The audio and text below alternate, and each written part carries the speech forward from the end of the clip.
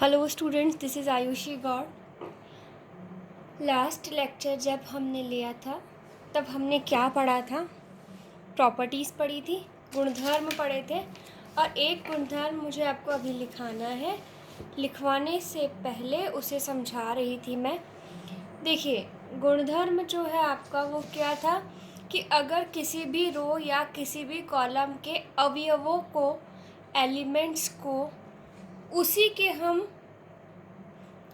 को फैक्टर से गुणा करके अगर जोड़ें तो रिज़ल्ट हमेशा डिटर्मिनेंट के वैल्यू के बराबर आता है। देखिए, अगर किसी सारणिक की किसी भी पंक्ति या किसी भी कॉलम को, किसी भी पंक्ति या किसी भी कॉलम के अवयवों को हम उसी रो के सहखंडों से गुणा करके अगर जोड़ें, उन अवयवों को उन्हीं के सहखंडों से, जैसे A11 अवयव है तो इसी का सहखंड क्या है, F11, इससे गुणा किया, इसको इससे गुणा करके हम जोड़ रहे हैं, तो ये मान हमेशा किसके बराबर आता है? जो मान हम सारणिक का निकालते हैं उसके बराबर ही आता है। इसको आपको सॉल्व करना आता है, इसकी वैल्यू आप निकाल सकते हो। जब आप ये करोगे तो इसकी वैल्यू भी यही आएगी। इसका मतलब कि किसी सारणिक में किसी भी रो या किसी भी पंक्ति या किसी भी स्तंभ के अवयवों को उन्हीं के सहखंडों से गुणा करके जोड़ने पर हमें सारणिक का ही मान प्राप्त होता है। इंग्लिश में हम इसे कहेंगे कि किसी भी डिटर्मिनेंट के रो या कॉलम के सभी एलिमेंट्स को उन्हीं के को फैक्टर से मल्टीप्लाई करके अगर ऐड किया जाए तो जो वैल्यू आएगी वो डिटर्मिनेंट की वैल्यू के ही बराबर होती है। सेकंड चीज़ मैंने आपको बताई थी कि किसी भी रो या किसी भी कॉलम के एलिमेंट्स की अगर हम बात कर रहे हैं, मैंने यहाँ शायद गलत लिख दिया था कल, किसी भी रो या किसी भी कॉलम के एलिमेंट्स की अगर हम बात कर रहे हैं, अब हम क्या कर रहे हैं, उसको उसी के कोफैक्टर से मल्टीप्लाई नहीं करके किसी दूसरे रो के कोफैक्टर से मल्टीप्लाई करके ऐड करें तो वो हमेशा क्या आएगा, 0। देखिए, कोई सारणिक है, अगर आपने उसके अवयवों को मान लीजिए कोई सारणिक है, आपने क्या किया, उसके किसी भी रो पंक्ति या स्तंभ के अवयवों को उसी के सहखंडों से गुणा न करके दूसरी पंक्ति अथवा स्तंभ के सहखंडों से गुणा करके जोड़ा तो मान हमेशा 0 ही रहेगा। तो ये तो फर्स्ट वाली चीज़ थी, ठीक है। अब ये फर्स्ट वाली चीज़ थी, एक काम करते हैं, हम पहले इसका गुणधर्म का लैंग्वेज लिख लेते हैं हम, ठीक है।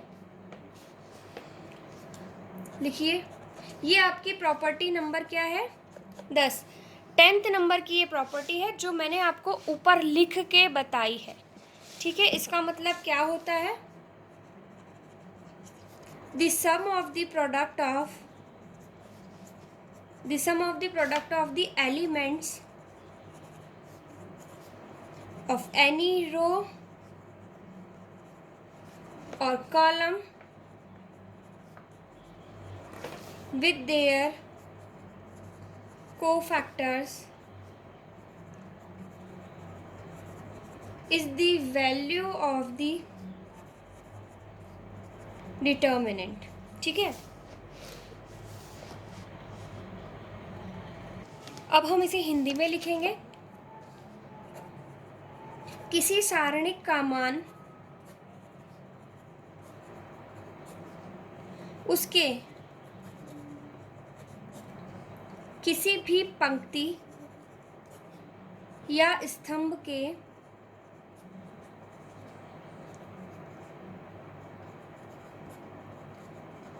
समस्त अवयवों के एवं उनके संगत सहखंडों के गुणनफल के योग के बराबर होता है, ठीक है। हमने क्या लिखा है, सारणिक का मान किसी पंक्ति के अवयवों और उनके संगत सहखंडों के गुणनफल के योग के बराबर होता है, ठीक है। अब हमने ये लिखा है, जहाँ पर हमने सहखंड क्या किए, उसी रो के लिए है या उसी कॉलम के लिए जिसके कि हमने एलिमेंट्स अवयव लिए। अब हम क्या करेंगे, जिस रो या जिस कॉलम के हमने एलिमेंट लिए हैं हम कोफैक्टर सहखंड उसके नहीं लेके किसी और के लेंगे। तो ये वाली जो प्रॉपर्टी है आपकी, ये प्रॉपर्टी नंबर आप लोग लिख सकते हैं, property number this is 10th 10वीं प्रॉपर्टी है ये आपकी। लिखिए, the sum of the products of the elements of any row or column with the cofactors of the corresponding element of some other row or column is 0। Hindi में, सारणिक की किसी पंक्ति या स्तंभ के अवयवों का किसी अन्य पंक्ति या स्तंभ के संगत सहखंडों से गुणा करने पर प्राप्त राशियों का योग 0 होता है। देखिए, हमने यहाँ पर क्या माना है, डेल बराबर a11 a13 a12 a13, ये इस तरह से माना है। वैसे यहाँ फिर से लिख रही हूँ, हम लिखते हैं डेल बराबर a11 a12 a13 a21 a22 a23 a31 a32 a33।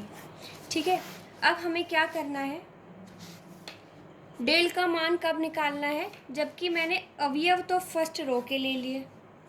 ठीक है, और मैं इनको अब गुणा किससे कर रही हूँ, F11 F12 F13 से नहीं कर रही, मैं A11 A12 और A13 को इन्हीं के संगत सहखंडों से गुणा न करके दूसरे सहखंडों से गुणा कर रही हूँ। मैं क्या कर रही हूँ, फर्स्ट रो के जो एलिमेंट्स है इनको इन्हीं के कॉरस्पॉन्डिंग कोफैक्टर से मल्टीप्लाई न करके किसी दूसरी रो के कोफैक्टर से मल्टीप्लाई कर रही हूँ। मैंने माना कि मैं इसे सेकंड रो के कोफैक्टर से मल्टीप्लाई कर देती हूँ, तो सेकंड रो के जो सहखंड हैं कोफैक्टर है उन्हें हम कैसे लिखेंगे, F21 F22 F23। अब हमें क्या करना है, इनके मल्टीप्लिकेशन के सम का, इनके गुणन के योग का मान देखना है मुझे कि क्या होगा। और जैसा कि मैंने आपको बताया कि ये मान क्या होगा, 0 आएगा। तो हम इसे प्रूव करके भी देख लेते हैं। देखिए, ये लिखने के बाद में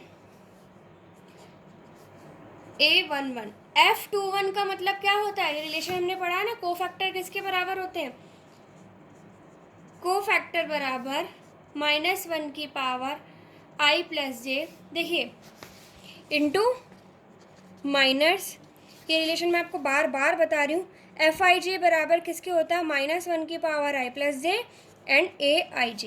तो मैं Fij की जगह ये लिख सकती हूँ। ये प्रूफ कोई नहीं पूछेगा लेकिन हमें पता होना चाहिए, इसलिए मैं आपको समझा रही हूँ। A11 F21 की जगह मैं क्या लिखूँगी, -1 की पावर 2 + 1 A21। यहाँ मैं क्या लिखूँगी, F22 की जगह -1 की पावर 1 + 1। आपकी बुक में इसे दूसरी तरह से भी प्रूव किया है लेकिन मैं आपको पूरा करके दिखा रही हूँ। A22 F23 की जगह क्या लिखेंगे, -1 की पावर 2 + 3 A23। ठीक है, ये लिखने के बाद में अब आप लोगों को -1 की पावर 2 + 1 क्या होता है, -1, तो ये माइनस यहाँ आगे आ जाएगा क्या। A21 मतलब क्या है, ए से हम किसको रिप्रेजेंट कर रहे हैं, माइनर्स को, उपसारणिक को। तो A21 से मतलब क्या है, दूसरी रो और फर्स्ट कॉलम। तो ये अवयव कौन सा हो गया, ये वाला। तो इसके लिए उपसारणिक क्या होगी, इस रो को और इस कॉलम को छुपा दो। तो ये क्या बन रहा है आपका, ये हम सब पहले पढ़ के आ चुके हैं, कुछ नया नहीं है इसमें। A33। अब -1 की पावर 2, तो ये तो +1 ही होगा, इसका मतलब A12। A22 का मतलब क्या है, इसके संगत उपसारणिक माइनर। तो ये क्या बनेगा, ये इन दोनों को जब हम हटा देंगे, तो हमें क्या मिलेगा, A11 A13। तो मैं इसे यहाँ लिख देती हूँ, A11 A13 A31 A33। ठीक है। इसके बाद में अब मुझे क्या करना है, प्लस में A13 -1 की पावर क्या बन जाएगी, 3 + 2 5। तो -1 की पावर 5 होगी, तो वो क्या कहलाएगी, माइनस ही आएगा आगे। तो यहाँ बनेगा आपका माइनस में A13। A23 का मतलब क्या है, फिर से आपको उपसारणिक मतलब कि माइनर निकालना है किसका, A23 मतलब इस वाली रो को इस वाले कॉलम को छुपाएंगे। तो हमें क्या मिल रहा है, A11 A12 A31 A32, A11 A13 A31 A33। द्वितीय क्रम की सारणिक का मान निकालना आता है आपको वैल्यू निकालनी आती है सेकंड ऑर्डर डेरिवेटिव की। तो ये क्या हो जाएगा, -A11, ये इससे गुणा होगा और ये इससे गुणा होगा। तो क्या बनेगा, A12 A33 -A13 A32 plus में A12। यहाँ इसको इससे गुणा करेंगे तो A11 A33 A13 A31 minus में A13, इसको इससे करेंगे तो, एक मिनट कुछ गड़बड़ हो गया है शायद मुझसे। इसको जब हमने इधर से हटाया तो A11 A13 A31 A33, जब इसको इधर से हटाएंगे तो यहाँ पर हमारे पास में आएगा A12, this is A32, sorry. यहाँ पे अब हमें मिलेगा A11 A32 माइनस इसको इससे करेंगे तो A31 A12। अब आपको क्या करना है, इन ब्रैकेट्स को आप खोलें। जब आप इन ब्रैकेट को खोलेंगे तो देखो, माइनस में A11 A12 A33, यहाँ पे प्लस में A11 A12 A33, ये कट जाएंगे आपस में। माइनस में 11 13 32, यहाँ पे देखो 11 13 32, ये माइनस में है और ये माइनस माइनस प्लस में, तो ये भी कट जाएगा। ये देखो A12 मतलब 12 13 31 माइनस में, और माइनस माइनस प्लस 12 13 31, ये सब आपस में कट जाएंगे। तो डेल का मान क्या आएगा, 0 हमेशा हर केस में। यहाँ पे देखो मैंने एलिमेंट्स जो है फर्स्ट रो के लिए थे और कोफैक्टर्स मतलब कि सहखंड जो है मैंने सेकंड रो के लिए थे। आप यहाँ पे थर्ड रो का ले सकते हैं, आप एलिमेंट्स इसका ले लें, कोफैक्टर इसके ले लें, किसी के भी ले लें, बस अगर सेम रो के नहीं हैं तो हमेशा रिजल्ट क्या आना है आपका, 0 ही आना है। ठीक है। आई होप आप लोगों को समझ में आ गया होगा। फिर भी जिन स्टूडेंट्स को समझ में नहीं आया है आप लोग मुझे मैसेज कर सकते हैं, मैं आपको दोबारा समझा दूँगी। अब देखिए, इसके बाद जो हमारा नेक्स्ट टॉपिक है वो है एलिमेंट्री ऑपरेशंस। ये आपको बहुत अच्छे से देखना है क्योंकि इसके बिना आप क्वेश्चंस नहीं कर पाएंगे। प्रारंभिक संक्रियाएं, प्रॉपर्टीज़ जो है आप 2-4 बार पढ़ोगे तो आपको याद हो जाएगी। और प्रारंभिक संक्रियाएं भी इजी हैं, कुछ नहीं है इसमें करने के लिए। आपको देखिए 3 संक्रियाएं होती हैं आपकी, पहली दूसरी तीसरी। इसमें होता है RI इंटरचेंजेस विथ RJ और CI इंटरचेंजेस विथ CJ। इसका मतलब क्या है कि आप किन्हीं भी दो रो को, किन्हीं भी दो पंक्तियों को आपस में बदल सकते हो।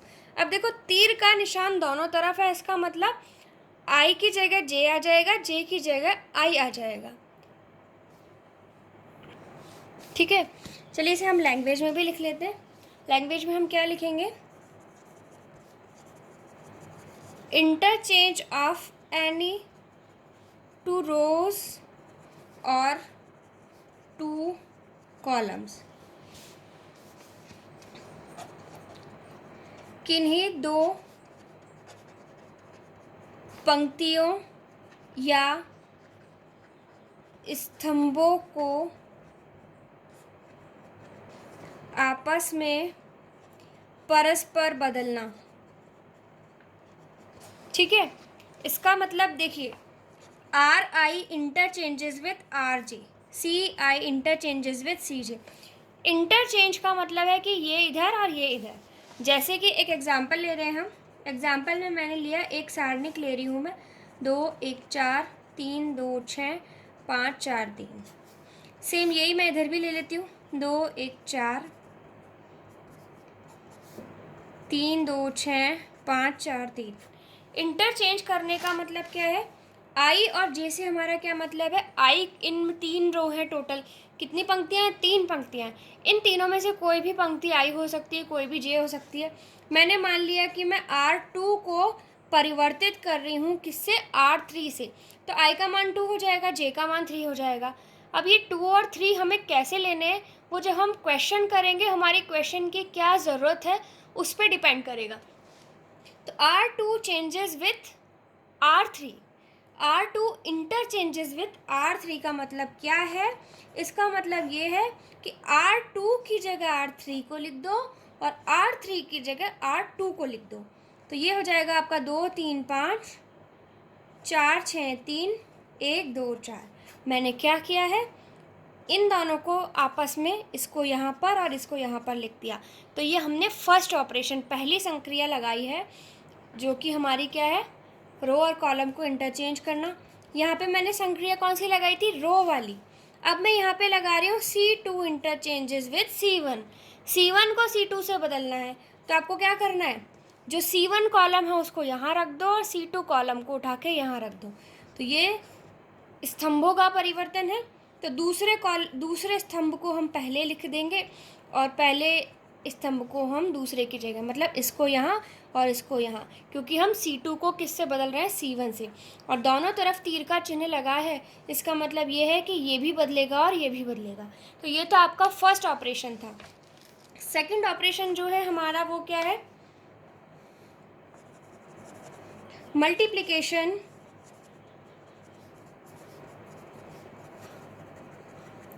of the elements of any row or column by a non-zero number। ठीक है, किसी भी रो या किसी भी कॉलम के सभी एलिमेंट्स को क्या करना है, एक नॉन ज़ीरो नंबर से मल्टीप्लाई करना है। इसे हम लिखते किस तरह हैं, RI चेंजेस टू KRI, ठीक है, या फिर CI चेंजेस टू KCI। यहाँ पर J नहीं आएगा, हम क्या कर रहे हैं, एक ही रो के अवयवों को एक फिक्स नंबर से गुणा कर रहे हैं। जैसे कि एक एग्जांपल लेते हैं, मैंने एक डिटर्मिनेंट, एक सारणिक ली है 2 6 4 8। ठीक है, मैं रो का और कॉलम का दोनों को करके दिखा रही हूँ, 2 6 4 8। तो अब मैं इसमें संक्रिया क्या लगा रही हूँ, देखिए, RI इंटरचेंजेस विथ KRI। तो मैंने क्या किया, दूसरी रो में चेंज कर दिया। कैसे किया, मैंने R2 में बदलाव किया है। कैसे, मैंने R2 को बदल दिया किससे, 2R2। तो इसका मतलब क्या हो गया कि सिर्फ R2 के सभी अवयवों को आपको 2 से गुणा करके लिखना है। देखो यहाँ तीर का निशान दोनों तरफ नहीं है, क्योंकि यहाँ R2 की ही बात हो रही है। R2 जो है वो 2R2 में बदल रहा है। तो हम क्या करेंगे, दूसरी रो, दूसरी पंक्ति के अवयवों को क्या करेंगे, 2 से गुणा करके लिख देंगे। तो 4 दूना 8, 8 दूनी 16। तो ये हमारा, ये संक्रिया इस पर लग गई। इसी तरह से अगर हमें संक्रिया कॉलम पर लगानी है, मान लीजिए मैं संक्रिया लगा रही हूँ C1 चेंजेस टू 1/2 C1। मैंने क्या किया, C1 को परिवर्तित किया, C1 को चेंज किया, किस तरह से, C1 को 1/2 से गुणा करके। तो जब मैं इस C1 को 1/2 से गुणा करूँगी तो 2 × 1/2 क्या आएगा, 1। और ये 6 और 8 तो ऐसा कैसे रह जाएगा, क्योंकि मैंने चेंज किसको किया है, सिर्फ C1 को चेंज किया है। तो 4 को जब मैं हाफ से गुणा करूँगी तो मुझे क्या मिलेगा, 2। इसका मतलब इस वाले सारणिक पे हमने संक्रिया लगा दी। सिर्फ 3 संक्रियाएं हैं, आपको याद करनी है और याद हो भी जाएंगी जैसे जैसे आप क्वेश्चंस की प्रैक्टिस करेंगे। थर्ड जो आपकी संक्रिया है वो क्या है? The addition to the elements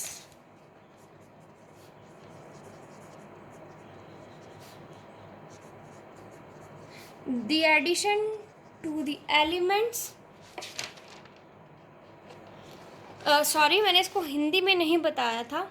multiplication of the elements of any row और column by a non zero number. मैं हिंदी में बोल देती हूँ, हिंदी वाले बच्चे प्लीज़ लिख लें।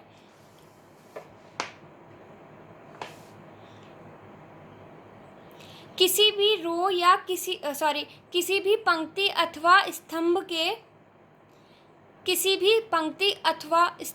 के अवयवों को एक अशून्य संख्या से गुणा करना। किसी भी पंक्ति अथवा स्तंभ के अवयवों को एक अशून्य संख्या से गुणा करना। अब जो थर्ड वाला हमारा ऑपरेशन है, जो तीसरी संक्रिया है, वो क्या कह रही है हमारी? ये कह रही है the addition to the elements of any row और column the corresponding elements of any other row or column multiplied by any non-zero number। ठीक है, इसे भी मैं आपको एग्जाम्पल से बता दूंगी, पर पहले हिंदी में लिखवा दूं वरना फिर बाद में भूल जाऊंगी मैं। किसी भी पंक्ति अथवा स्तंभ के अवयवों में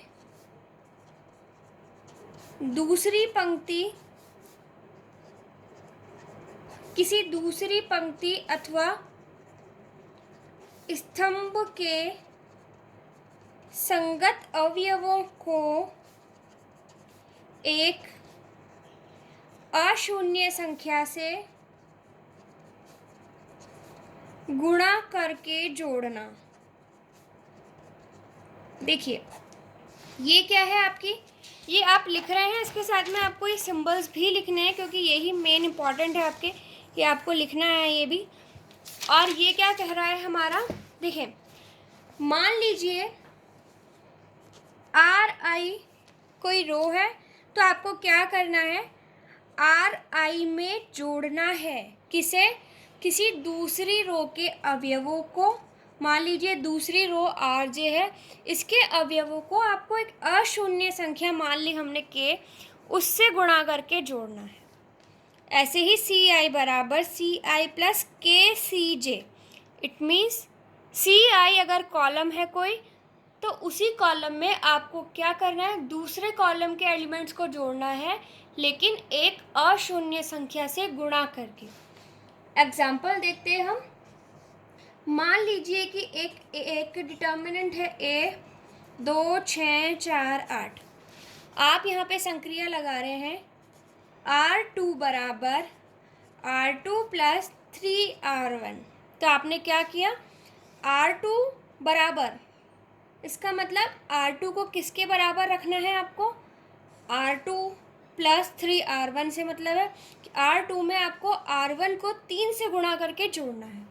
तो डिटर्मिनेंट A क्या हो जाएगा आपका, ये 2 और ये तो 6 है ही। अब आपको क्या करना है, R2 क्या है 4 प्लस 3 इंटू R1। अब 3 से आपको किसको गुणा करना है, R1 2। इसी तरह से यहाँ पे R2 प्लस 3R1।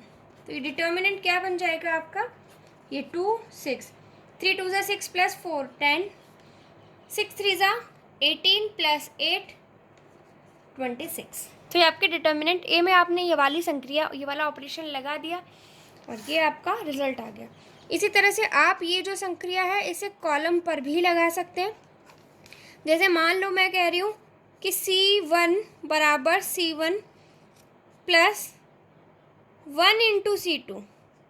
1 भी हो सकता है क्योंकि नॉन ज़ीरो बोला है। तो इसका मतलब क्या हो जाएगा, हमें क्या करना है, C1 को बदलना है किस तरह से, देखो C1 को हमें किस तरह से बदलना है, C1 प्लस 1 गुणा C2 क्या है 4, फिर C1 प्लस 1 गुणा C2 क्या है 8, और इसमें तो हमने 4 और 8 को तो ऐसे ही लिख देंगे क्योंकि हमने C2 में तो कोई परिवर्तन किया नहीं है, कोई चेंज नहीं किया है। तो ये बनेगा आपका 4 और 2 6, 8 और 6 14, 4 और ये 8। ये आपकी तीनों संक्रियाएं कंप्लीट हो गई हैं। इसके बाद में हम पढ़ेंगे प्रोडक्ट ऑफ डिटर्मिनेंट। किन्हीं भी दो सारणिकों को अगर हमें गुणा करना है, किन्हीं भी दो डिटर्मिनेंट को हमें अगर मल्टीप्लाई करना है तो हम वैसे ही करेंगे जैसे कि हम दो मैट्रिक्स को दो आव्यूहों को गुणा करते हैं। सेम प्रोसीजर वही है गुणा करने का, लेकिन अब आपको एक इम्पॉर्टेंट नोट लिखना है। नोट जो है वो क्या है, देखिए मैट्रिक्स में हम गुणा सिर्फ तभी कर सकते हैं जब आपको पता होगी प्रॉपर्टी कि पहली वाली मैट्रिक्स के नंबर ऑफ कॉलम दूसरी वाली, देखो n इंटू पी है, अगर ये p इंटू m है तो पहली वाली रो मैट्रिक्स के नंबर ऑफ कॉलम दूसरी वाली मैट्रिक्स के नंबर ऑफ रो के बराबर हो तभी हम गुणा कर सकते हैं। ये तो आव्यूह मैट्रिक्स की बात हो गई, लेकिन डिटर्मिनेंट में सारणिकों में क्या होता है कि हम दो भिन्न भिन्न क्रम की सारणिकों को गुणा किया जा सकता है।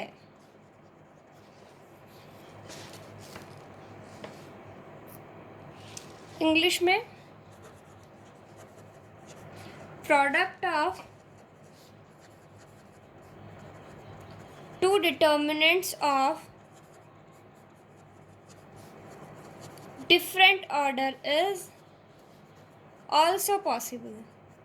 ठीक है, जैसे कि आपके बुक में ही एक एग्जाम्पल दे रखा है, वो एग्जाम्पल बताने से पहले मैं आपको एक चीज़ दिखाती हूँ। मान लीजिए आपको एक सारणिक दे रखी है, डिटर्मिनेंट दे रखा है जिसका कि क्रम जो क्या है 1 2 2 1, ये बुक का ही क्वेश्चन है। अब एक बात बताइए, क्या मैं इसे इस तरह से लिख सकती हूँ क्या, 1 0 0 0 0 1 2 2 1, ऐसा हम इसे आसानी से लिख सकते हैं। क्योंकि देखो आप इसको सॉल्व करके जब देखोगे ना तो इसका मान क्या आएगा, प्लस में 1 इंटू 1 2 2 1, इसको छुपा देंगे तो ये बचेगा, फिर माइनस में 0 इंटू क्या आएगा 0 0 2 1, ये मुझे बताने की ज़रूरत नहीं, आई होप आपको आता है। फिर ये क्या आएगा 0 0 1 2, तो ये चीज़ तो वैसे भी 0 हो गई, तो बचा क्या 1 2 2 1। इसका मतलब ये जो है वो इसके बराबर होगा ना, ये अगर इसके बराबर है इसका मतलब हम ये कह सकते हैं कि ये जो मैट्रिक्स है ये इसके डिटर्मिनेंट है, ये जो सारणिक है हम इसे इस तरह से भी लिख सकते हैं। इसीलिए अब मान लीजिए आपको कहा गया है कि 1 2 2 1 को आपको गुणा करना है 1 2 3 2 1 3 1 2 4 से, तो आप इन दोनों को आसानी से गुणा कर सकते हैं क्योंकि आप इन दोनों का क्या कर सकते हैं, क्रम एक जैसा बना सकते हैं। आप इसे क्या लिख लेंगे 1 0 0 0 0, फिर 1 2 2 1। अब आप इसे इससे आसानी से गुणा कर सकते हैं क्योंकि दोनों का क्रम सेम हो जाएगा, तो इसके नंबर ऑफ़ कॉलम इसके नंबर ऑफ़ रो के बराबर आ जाएंगे, तो आप इसे आसानी से गुणा कर सकते हैं जैसे कि हम दो मैट्रिक्स को आपस में गुणा करते हैं। ठीक है, तो आई होप अभी तक तो इसमें आपको कोई दिक्कत नहीं होगी। अब हमारे क्वेश्चंस स्टार्ट हो गए, हमारे एग्जांपल्स। देखिए उससे पहले मैं आपको दिखा देती हूँ एक एग्जांपल जो हमारी बुक में है। चलिए ये एग्जांपल यही वाला है, इसको इससे जब हम गुणा करेंगे तो देखिए इसका रिज़ल्ट आ जाएगा। अब हम हमारे दृष्टांतीय उदाहरण जो हैं वो करेंगे, जो सॉल्व एग्जांपल दे रखे हैं, बट वो नेक्स्ट लेक्चर में करेंगे। तब तक आप ये संक्रियाएँ देखिए और अपनी प्रॉपर्टीज़ को याद कीजिए। और जो बच्चे क्वेश्चंस ट्राई करना चाहते हैं they can try these examples and exercise. Next lecture में मैं एग्जांपल्स डिस्कस करूँगी आपसे। तब तक के लिए थैंक यू स्टूडेंट्स।